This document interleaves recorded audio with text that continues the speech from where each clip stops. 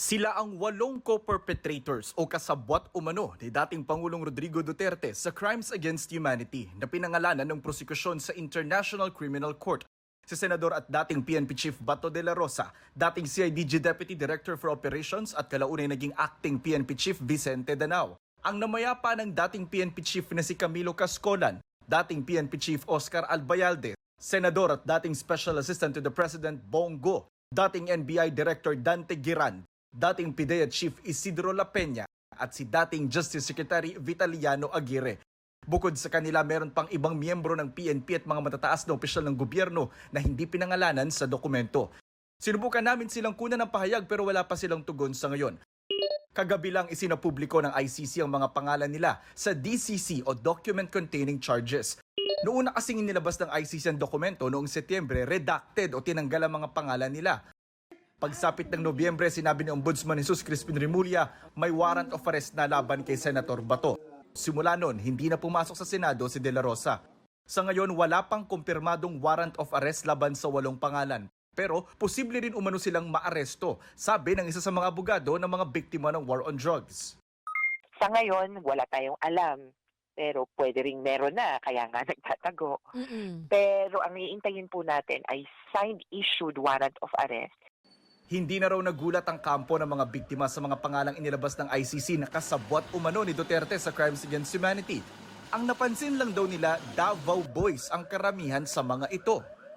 Ibig sabihin talaga, mahigpit ang koneksyon dun sa Davao Death Squad killings na ipinaparatang from 2011 to 2016.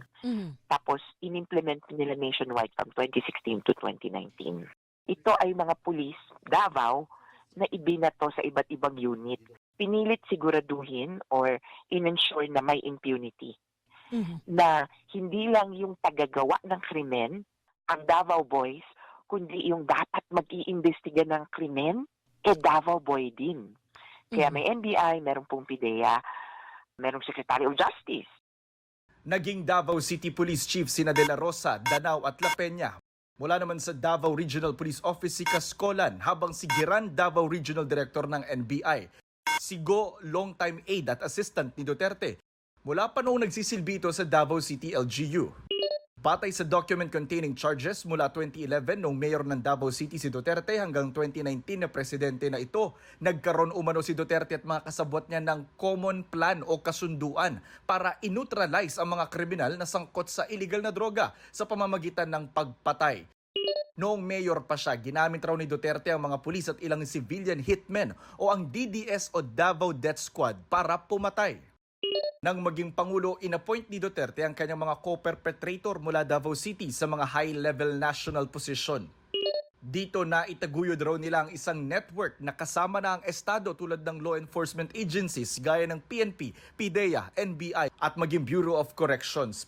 Pinagalaw raw ang mga ito tulad ng DDS.